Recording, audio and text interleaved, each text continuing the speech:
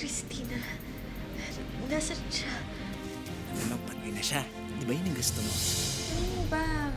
Buhay pa si Bella? Oo naman, boy siya. Hindi ka na pwede sa akin bawiin ni Rafael. Akin ka lang. Bakit kasi hanggang ngayon wala pang balita sa kanya? Christina, ang mama mo. Huwag kayong mag-alala. Hindi ako titigil hanggat hindi ko kayo natutulungan. Ano nangyari kay Mama? Painom niyo ko yan kay Mrs. Santiago. Maraming salamat po, Doktor.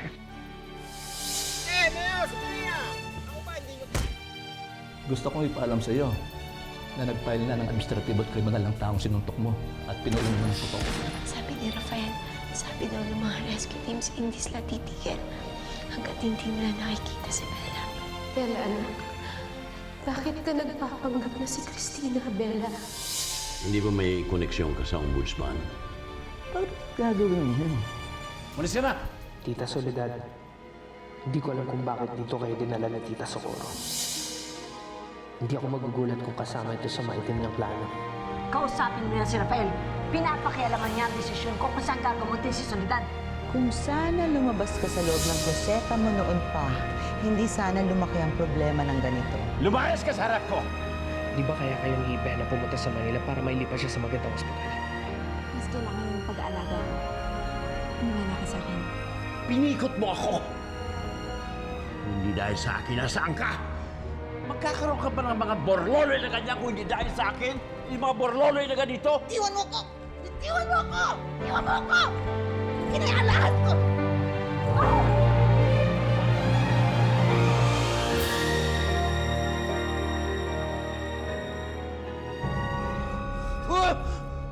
Sirang-sira ka na, Enrique! Wala nang maniniwala sa'yo! Wala ka ng pag-asang manalo pa sa susunod na eleksyon, kaya ako na tatakbo!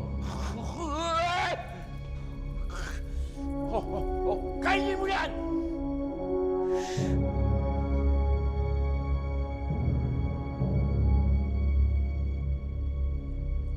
Kapiranggot pa lang ito ng gagawin ko panghahamak sa'yo. Katulad ng ginawa mo sa akin.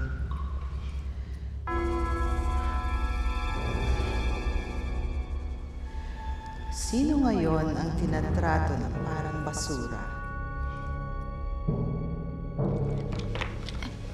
Denise, baka naman pwedeng huwag mo na akong talian.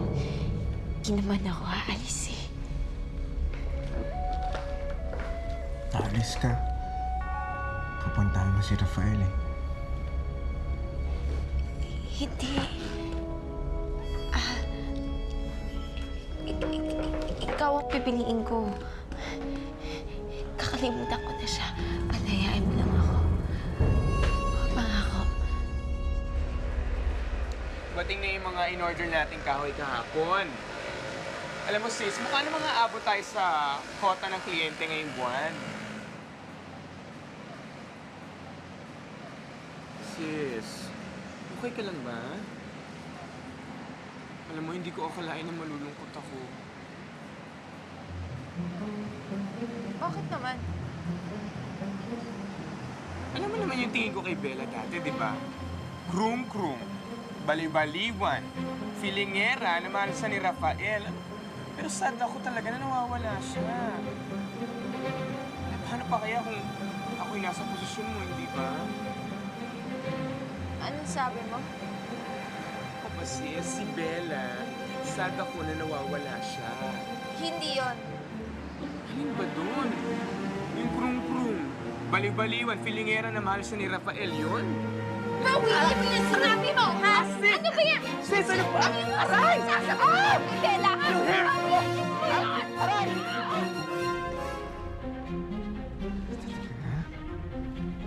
Ako na nga. Sa lahat ng ginawa ko sa'yo, mapapatawad mo ko? Matututunan mo akong mahalin? Ha? Oo. Papatawarin na kita. Alam ko naman na ginagawa mo to eh. Dahil mahal mo ko.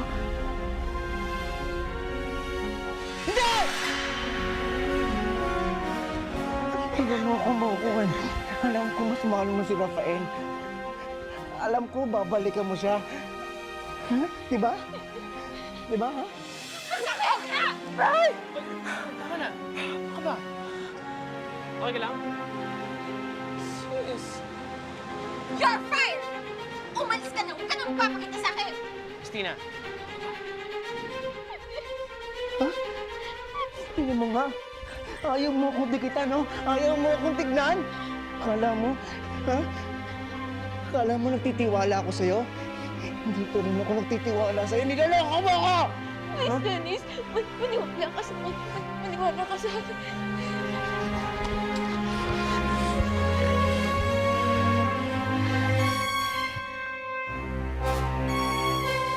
Eh kasi siya eh, kung ano-ano sinasabi niya tungkol kay Bella.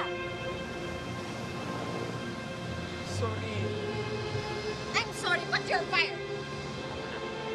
Alis! sila. Eh kasi naman, kung ano-ano sinasabi niya tungkol kay Bella, nawawala na naman si Bella.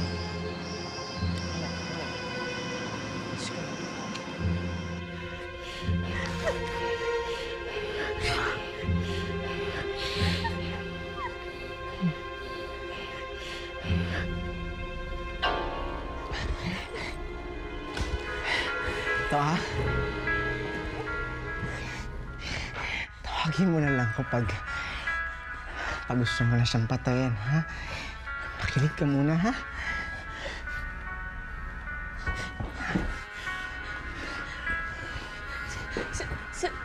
Dennis, sandali. Tsaka lang, ha? Kailangan ko nang umuwi. Dennis, sandali. Dennis!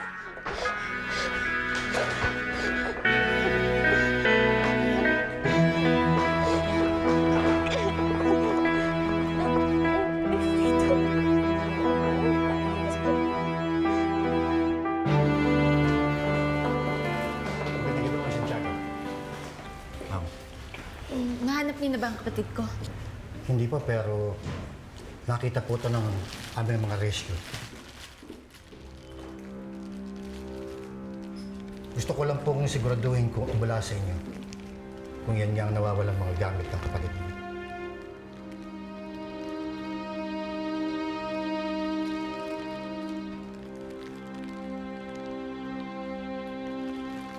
Bella nga to. Oo, hanapin niyo ang kapatid ko.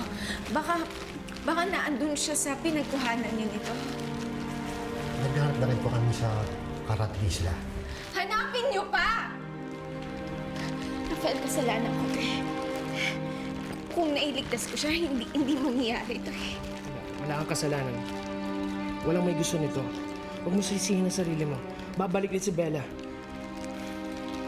Ma'am, pasensya na po. Nagpunta po kami rito para ipaalam sa inyo na ipapatigil na po namin yung search and rescue operation sa dagat. Patay na ang pamangkin ko? Maaari po. Ganon? Ganon na lang yun? Titigil na lang kayo basta-basta? I'm sorry, ma'am. Wala na po kami magagawa. Tanggapin na lang natin na patay na si Bella. Hindi. Hanapin niyo si Bella! Hanapin niyo si Bella!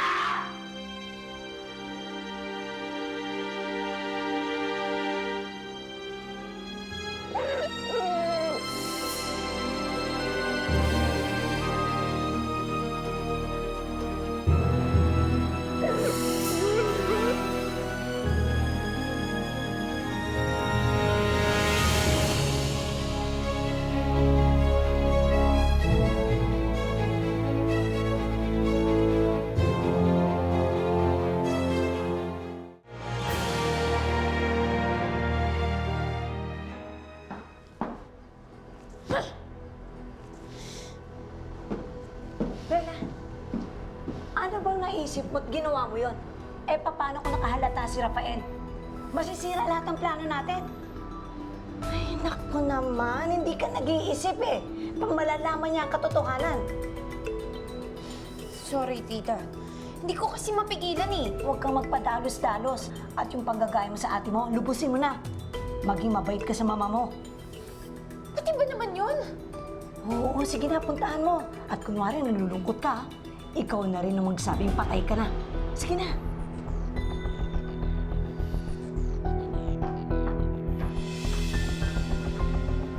Ngayong wala na si Christina na laging sumasagabal sa mga plano ko, kayong dalawa na ang susunod. Ang inutil at ang baliw. Nakikita mo ba ito, Fidel, mula sa pwesto mo dyan sa impyerno? Malapit na kayo magsama-sama ng pamilya mo. Salamat, Dr. Arnel, sa pakikiramay. Hindi ko maintindihan si Christina. Parang nag-iba na po siya eh. Anong ibig mong sabihin? Madalas ko naman pong sinasabi sa kanya kung ano talaga yung tingin ko kay Bella noon. Kaya alam ko na wala na yun sa kanya, pero ngayon... Siguro marami lang iniisip yung tao, kaya mas maganda kung iintindihin na lang natin, di ba?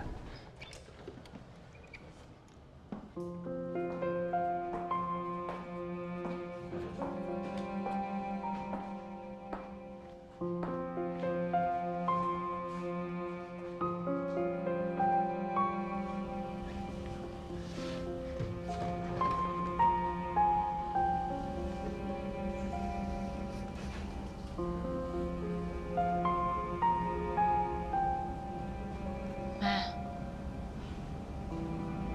huwag kang mabibigla, ha? Hindi na kasi nila mahanap yung bangkay ni Belle. Sabi nila, patay na raw si Bella.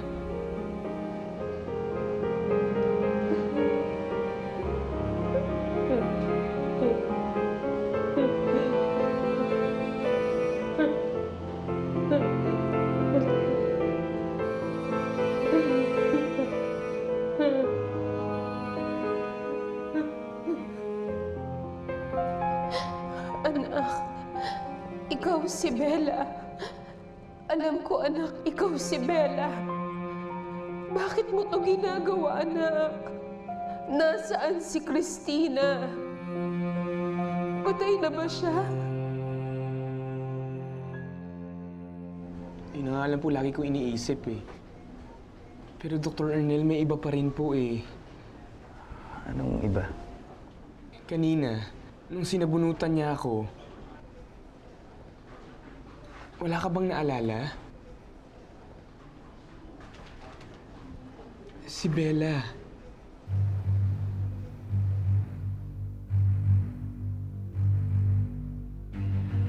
Ma, patay na si Bella. Hindi na siya mahanap. Hindi na mahanap ang bangkay niya. Sabi ng mga naghahanap, wala na raw talagang pag-asang mabuhay yung ganun ng katagal na nawala. Tanggapin na lang natin na wala na si Bella.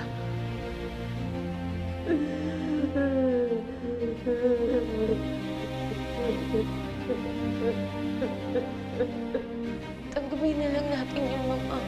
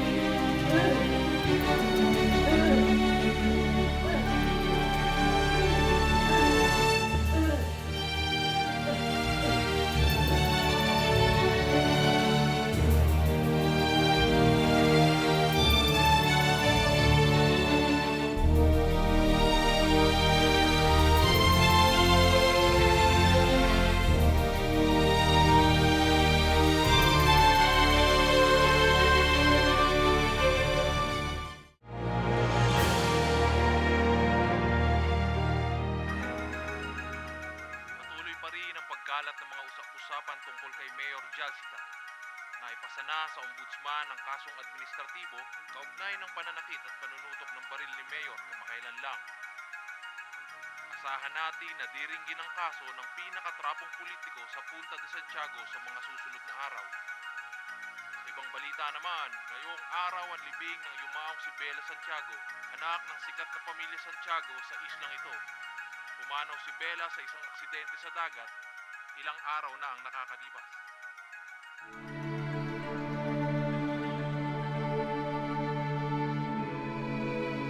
The Lord is my shepherd, I shall not want. He made me to lay down in the green pasture. He leadeth me beside the still waters. He restoreth my soul. He leadeth me in the path of righteousness for his name's sake.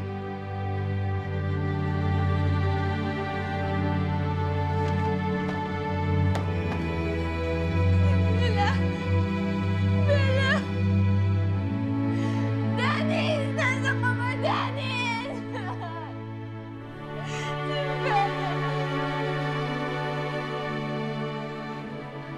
Alam na, Ate Cristina.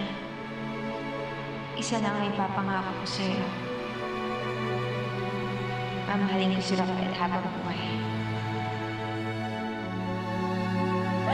Bella! Sige, kaya, Dennis! Bakit kailangan mong mawala, Bella? Patawarin mo ako. Hindi ko sinasadyang saktan ka. Pareho lang tayo nagmahal. Pero kailanman, hindi nagtagpo ang puso natin. Dennis! Nasaan ka ba, Dennis?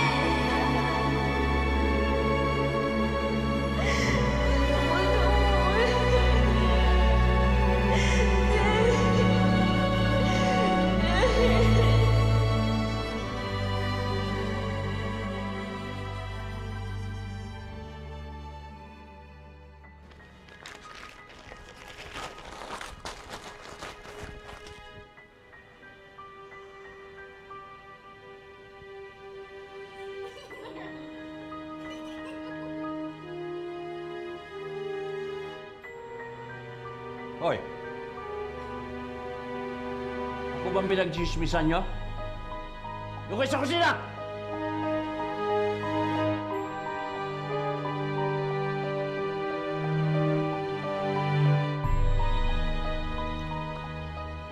Hindi ako magpapatalo sa iyo, Socorro. Maghihiganti ako.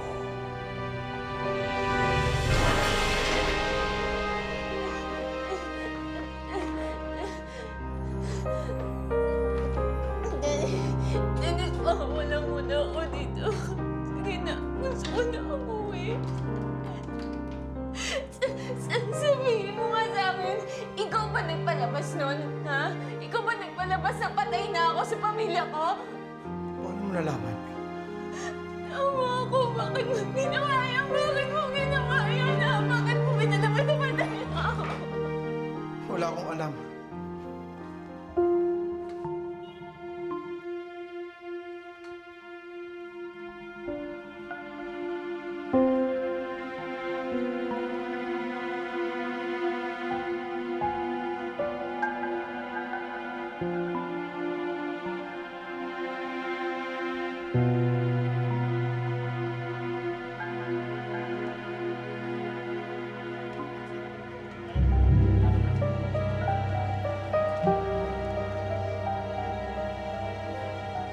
Ma'am, gusto niyo po ng maiinom? Hindi na, Yaya.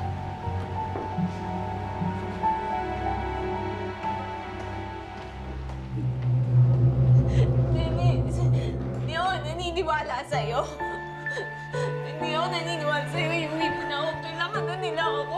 Gusto ko na umuwi. Gusto ko. Wala na maghihintay sa'yo doon. Dahil alam nila patay ka na. Hindi ka nila nahihintayin. Intindihan mo? Dito ka lang. Dito lang tayo. Ha? Dito ka lang hanggat hindi mo ako natututunang mahalin. Ha? Oh, tignan mo. Dito. Dito magiging masaya tayong dalawa. Ha? Ha? Magiging masaya tayo, ha? Oh?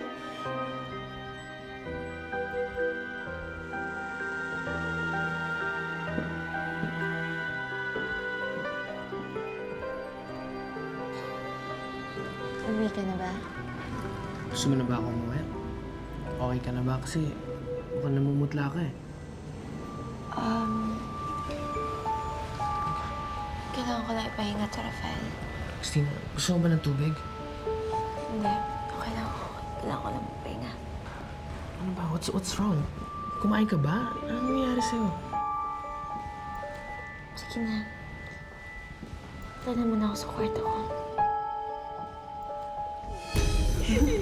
Nani, pag minahal ba kita, iuwi mo na ako.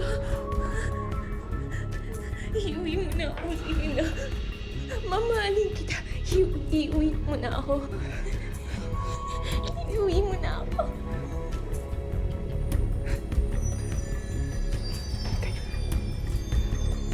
Ito ka lang. Namamaka ko sa'yo, iuwi mo na ako. Parang awa mo na, Denny. Parang awa mo na, Denny. Iuwi Dito ka lang! Yeah, pakisama na lang po siya sa kwarto niya.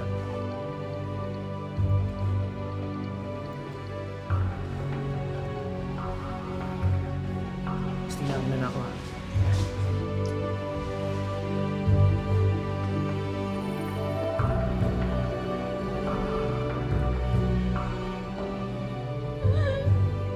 Gusto ko na umuwi. Denny, parang awa mo na. Parang awa mo na. Iuwi mo na ako. Dennis, baka wala mo na ako!